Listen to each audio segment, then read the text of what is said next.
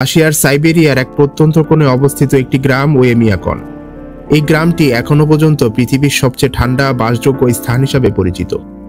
এই গ্রামে চোখের পলক ফেলার আগেই বাতাসে থাকা পানির কণাগুলো বরফে পরিণত হয়ে যায়। এখানকার ঠান্ডা এতটাই তীব্র যে নিঃশ্বাসের ধোঁয়া জমে গিয়ে বরফ হয়ে মুখে আটকে যায়। শীতের মৌসুমে এখানে তাপমাত্রা নেমে যায় -70°C পর্যন্ত, আর স্বাভাবিক অবস্থায় এখানে থাকে -25 থেকে 30 ডিগ্রি সেলসিয়াস, যেখানে আমাদের ডিপ ফ্রিজের তাপমাত্রা থাকে -18°C। যেখানে আমরা কল্পনাও করতে পারি না মানুষ বেঁচে থাকতে পারে, সেখানে শতাব্দীর পর শতাব্দী ধরে মানুষ জীবনের কঠিনতম যুদ্ধ করে যাচ্ছে। আজকে আমরা জানবো পৃথিবীর সবচেয়ে শীতলতম গ্রাম ওয়েমিয়াকনে মানুষের জীবন কেমন। এই গ্রামটি অবস্থিত রাশিয়ার ইয়াকুটিয়া অঞ্চলে, যা দেশটির পূর্বাঞ্চলের অন্যতম দুর্গম এবং বরফে মোড়া একটি এলাকা। আর এখানেই রেকর্ড করা হয়েছে পৃথিবীর ইতিহাসের সবচেয়ে শীতলতম তাপমাত্রা -71.2°C। তবে মজার বিষয় হচ্ছে এই ওয়েমিয়াকন শব্দটি ইয়াকুত ভাষা থেকে, যার অর্থ উৎস জল বা হট স্প্রিং। ভাবতেই অবাক লাগে পৃথিবীর সবচেয়ে ঠান্ডা গ্রামটির নামকরণ হয়েছে উৎস জলের নামে। আসলে গ্রামটির পাশেই এক প্রাকৃতিক উৎস ঝর্ণা আছে, যেখানকার পানি প্রচন্ড ঠান্ডাতেও জমে না। তবে এটি ওয়েমিয়াকনের প্রতিদিনের বরফ ভর্তি জীবনযাত্রাকে বদলাতে পারেনি। এখানকার নদী নালা জলাশয় সবই বছরের বেশিরভাগ সময় বরফে ঢাকা থাকে। শীতকালে তো এখানকার সূর্যের আলো বড়জোর 2 থেকে 3 ঘন্টা দেখা যায়। তারপর পুরো এলাকা থাকে অন্ধকার আর তুষারে ঢাকা।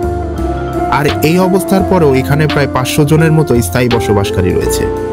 এই চরম আবহাওয়ায় গাছপালা জন্মায় না, ফলে সবজি এবং ফলমূল চাষ করা একেবারেই অসম্ভব। তাই এখানকার মানুষের খাদ্য তালিকায় প্রধানত রয়েছে মাছ এবং প্রাণীর মাংস। তাদের একটি ঐতিহ্যবাহী খাবার হচ্ছে স্টেগনিনা। এই পদ্ধতিতে হিমায়িত মাছকে পাতলা করে কেটে কাঁচা অবস্থায় খাওয়া হয়। এই খাদ্য শুধু শরীরে গরম রাখে না, বরং এতে থাকা চর্বি এবং প্রোটিন তাদের টিকে থাকতে অন্যতম রসদ দেয়।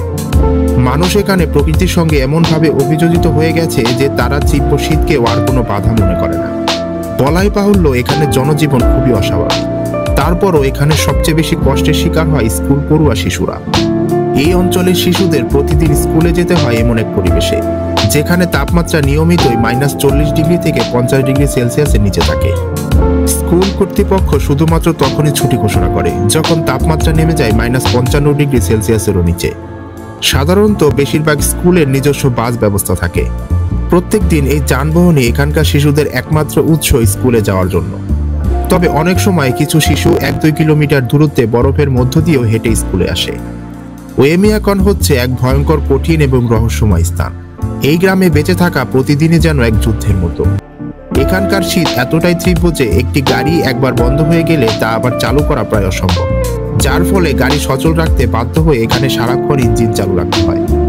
যাদের সামর্থ্য আছে তারা হিটার গ্যারেজ ব্যবহার করে, তবে এটি ব্যয়বহুল হওয়ায় বেশিরভাগ মানুষই বাইরে ইঞ্জিন চালিয়ে রাখে, যা জ্বালানির ব্যাপক অপচয় ঘটায় এবং পরিবেশে ধোঁয়া ছড়িয়ে দেয়। এর ফলে শহরের বাতাস কুয়াশার মতো ধোঁয়ার স্তর তৈরি করে, যা শ্বাসকষ্টেরও কারণ হতে পারে। এই তাপমাত্রার কারণে এখানকার গাড়ির ফুয়েল ট্যাঙ্কগুলো বিশেষভাবে নির্মিত হয়েছে। এতে করে ব্যাটারির স্থায়িত্বকালও কমে যায়। শীতের চরম ঠান্ডায় গাড়ির তাপমাত্রা নিয়ন্ত্রণ রাখতে বাসিন্দারা গাড়ির কুল্যান্ট এবং ফ্রিজারকে বিশেষ ঠান্ডা প্রতিরোধী উপাদান দিয়ে তৈরি করে। এছাড়াও গাড়ির জানালা বরফমুক্ত রাখতে প্রতিদিন ডিআইসার ব্যবহার করতে হয়, যা তাদের জন্য একটি বাড়তি ব্যয়। শুধু গাড়িই নয়, মানুষের দৈনন্দিন যাতায়াতও বিপর্যস্ত। এখানে বাস এবং ট্রাম সার্ভিসগুলোকে চালু রাখতে বাড়তি ব্যবস্থা নিতে হয় এবং যানবাহনগুলোর হিটার চালু রাখা হয় প্রায় 24 ঘন্টা, যাতে যাত্রীরা শীতের প্রকোপ থেকে কিছুটা সুরক্ষা পায়। ফলে এখানকার জীবনযাত্রা গাড়ি ব্যবহারকারীদের জন্য এক বড় ধরনের চ্যালেঞ্জ। আরও ভয়ঙ্কর ব্যাপার হচ্ছে যাত্রাপথে গাড়ির যে কোনো যান্ত্রিক সমস্যায় 20 মিনিটের মধ্যে ব্যবস্থা না নিলে তীব্র ঠান্ডায় বেঁচে থাকা প্রায় অসম্ভব। মোবাইল ফোনও এই কম তাপমাত্রায় কার্যকরভাবে কাজ করতে পারে না, ফলে জরুরি অবস্থায় যোগাযোগ করাটাও এখানে কঠিন। এমন প্রতিকূল পরিস্থিতিতে দীর্ঘক্ষণ বাইরে থাকলেও ফ্রস্টবাইট এবং হাইপোথার্মিয়া শুরু হয়ে যায়, যা অনেক ক্ষেত্রে মৃত্যুর কারণ। শীত থেকে বাঁচতে ওয়েমিয়াকনের মানুষরা পশমের তৈরি একাধিক স্তরের গরম পোশাক পরে। তা সত্ত্বেও এই প্রতিকূল ঠান্ডায় দীর্ঘ সময় হাঁটা এবং বাইরে থাকা প্রায় অসম্ভব। কেবল হাঁটা বা চলাফেরা নয়, শরীরের সঠিক তাপমাত্রা বজায় রাখার জন্য হাতে একাধিক গ্লাভস পরা আবশ্যক। এইখানে পাতলা এক স্তরের গ্লাভস পরলে আঙ্গুলে ব্যথা এবং অসারতার অনুভূতি হয়। কোনো কারণে গ্লাভস খুললে মাত্র 5 মিনিটের মধ্যে ফ্রস্টবাইটের ঝুঁকি তৈরি হয়। এই কারণেই এখানে প্রতি বছর শীতকালে অনেক মানুষ ফ্রস্টবাইটের শিকার হন এবং তাদের অঙ্গহানির ঘটনা ঘটে। ওয়েমিয়াকনের বাড়িগুলোর কাঠামো একেবারে আলাদা। সাধারণত কংক্রিট নয়, বরং মোটা কাঠ দিয়ে তৈরি হয় এখানকার ঘরগুলো, যাতে ভিতরের তাপমাত্রা ধরে রাখা যায়। দেয়ালগুলোতে আলাদা ইনসুলেশন ব্যবহার করা হয়, কারণ এখানে ঘরের বাইরে ঠান্ডা বাতাস যদি একবার ভিতরে ঢুকে যায় তবে মানুষরাও বরফে পরিণত হয়ে যায়। এই জায়গাটি ঠিক এতটাই ভয়ানক। এখানকার বাড়ির জানালা এবং দরজাগুলো বিশেষ তাপ নিরোধক উপাদানে নির্মিত। বাড়িগুলোর ছাদে এবং জানালায় বরফ জমে গেলে তুষার অপসারণের জন্য প্রতি সপ্তাহে বিশেষ পরিষ্কার কর্মী নিযুক্ত করা হয়। শীতকালীন পোশাক হিসেবে এখানকার মানুষ প্রচুর পশম, ভেড়ার লোম এবং কখনো কখনো রেনডিয়ারের চামড়া দিয়ে তৈরি বিশেষ জ্যাকেট পরিধান করে, যা শরীরের তাপমাত্রা ধরে রাখতে অনেকটাই সহায়তা করে। তবে এখন প্রশ্ন হচ্ছে, এত ঠান্ডার মধ্যে মানুষ কিভাবে পানি ব্যবহার করে? দেখুন, বিষয়টি এখানে খুবই কঠিন। এখানে পানির পাইপ বসানো একেবারে অসম্ভব, কারণ পাইপের ভেতরের পানি মুহূর্তের মধ্যেই বরফে পরিণত হয়ে যাবে। তাই এখানকার মানুষ সাধারণত বরফে ঢাকা নদীর বরফ ভেঙে পানি সংগ্রহ করে। এই বরফ ঘরে এনে গলিয়ে সেই পানি তারা ব্যবহার করে।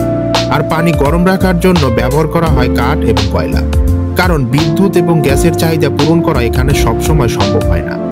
ওয়েমিয়াকনের প্রতিটি দিনই এক কঠিন বাস্তবতার নাম। এখানকার মানুষ বরফ গলিয়ে পানি তৈরি করে এবং প্রতিনিয়ত এই কঠিন পরিবেশের সঙ্গে লড়াই করেই তারা বেঁচে থাকে। আর এই কঠিনতাকেই জীবনের এক অভ্যস্ত অংশ হিসেবে তারা মেনে নিয়েছে। এখন যদি বলি এখানকার জীবনযাত্রা কেমন, তাহলে প্রথমেই বলতে হয় এখানের মানুষের প্রধান জীবিকা রেনডিয়ার বা তুষার হরিণ পালন। এগুলোর মাংস ও চামড়া থেকেই আসে খাবার ও পোশাক, কারণ বরফে ঢাকা জমিনে সবজি ফলানো একেবারেই অসম্ভব। ওয়েমিয়াকনে শুধু জীবিত থাকাই নয়, মৃত্যুর পরেও এক সংগ্রাম শুরু হয়। অতিরিক্ত ঠান্ডার কারণে মৃতদেহ কবর দেওয়া এখানে অত্যন্ত কঠিন, কারণ বরফে জমে থাকা মাটি খোঁড়ার মতো কঠিন কাজ হয় না আর কিছুই। তাই এখানকার মানুষ আগুন ও কাঠ কয়লা দিয়ে ঘন্টার পর ঘন্টা মাটিকে গরম রাখে, তারপর ধীরে ধীরে সেই জমাট মাটি সরিয়ে কবর করে। কখনো কখনো পুরো প্রক্রিয়াটি 2 থেকে 3 দিন পর্যন্ত সময় নিতে পারে। এই কষ্টসাধ্য রীতিটিও এখানকার মানুষের ঐতিহ্য, শ্রদ্ধা এবং ধৈর্যের প্রতীক। ওয়েমিয়াকন শুধু ঠান্ডার জন্যই বিখ্যাত নয়, এটি একসময় দুর্লভ এবং বিলুপ্তপ্রায় প্রাণীদের আবাসস্থল ছিল। এখানকার গভীর বনাঞ্চলে বাস করে স্নো লেপার্ড, সাইবেরিয়ান টাইগার এবং বিভিন্ন প্রজাতির পাখি, যেমন ব্লু নাইটিঙ্গেল। এসব প্রাণী পৃথিবীর আর অন্য কোথাও সহজে দেখা যায় না। তবে জলবায়ু পরিবর্তন এবং মানব হস্তক্ষেপের ফলে এসব প্রাণী আজ বিলুপ্তির পথে। তাহলে প্রশ্ন জাগতেই পারে, এত কষ্টসাধ্য পরিবেশে মানুষ এখানেই থাকে কেন? বিশ্বের যখন হাজারো সুন্দর আরামদায়ক জায়গা রয়েছে, তখন কেন এই হাড় কাঁপানো বরফের রাজ্যকে নিজের আবাসস্থল হিসেবে বেছে নিয়েছে তারা? এই প্রশ্নের পেছনে 2টি গুরুত্বপূর্ণ কারণ রয়েছে। সর্বপ্রথম, এখানকার মানুষের সংস্কৃতিগত ঐতিহ্য। ওয়েমিয়াকনের মানুষরা প্রজন্মের পর প্রজন্ম ধরে এই স্থানে বসবাস করে আসছে। এই অঞ্চল তাদের কাছে কেবল একটি এলাকা নয়, বরং তাদের আত্মপরিচয়ের অংশ। তাদের জন্ম এখানে, তাদের পূর্বপুরুষদের কবর এখানেই, তাদের ইতিহাসও এখানেই গাথা। তাই সরকার অন্য কোথাও সুযোগ সুবিধা দিলেও এই অঞ্চল তারা ছেড়ে যেতে চায় না। আর দ্বিতীয়ত, এই অঞ্চলের মাটির নিচে লুকিয়ে আছে বিপুল খনিজ সম্পদ। অনেক গবেষকদের মতে ইয়াকুটিয়া অঞ্চলের এই অংশে রয়েছে মূল্যবান খনিজ পদার্থের সম্ভার। তাই এখানে থাকার একটি আর্থিক কারণও রয়েছে। যারা এই খনিজ সম্পদের সঙ্গে জড়িত তাদের জন্য এখানে থাকা অনেক সময় লাভজনক। আপনাদের জানিয়ে রাখা ভালো যে ওয়েমিয়াকনের ঐতিহাসিক উন্নয়ন শুরু হয়েছিল মূলত 20 শতাব্দীর প্রথম দিকে, যখন রাশিয়ান শাসনাধীন এই অঞ্চলে সরকার বসতি স্থাপন শুরু করে। এরপর থেকে বিভিন্ন সময় এই এলাকার বৈজ্ঞানিক গবেষণা, আবহাওয়া পর্যবেক্ষণ এবং খনিজ অনুসন্ধান চলতে থাকে। আজকের দিনে এই এলাকা কেবলমাত্র বসবাসকারী মানুষদের জন্যই নয়, বরং বিজ্ঞানী, অভিযাত্রী এবং রহস্যপ্রেমী পর্যটকদের জন্য একটি বিশেষ আকর্ষণের কেন্দ্র হয়ে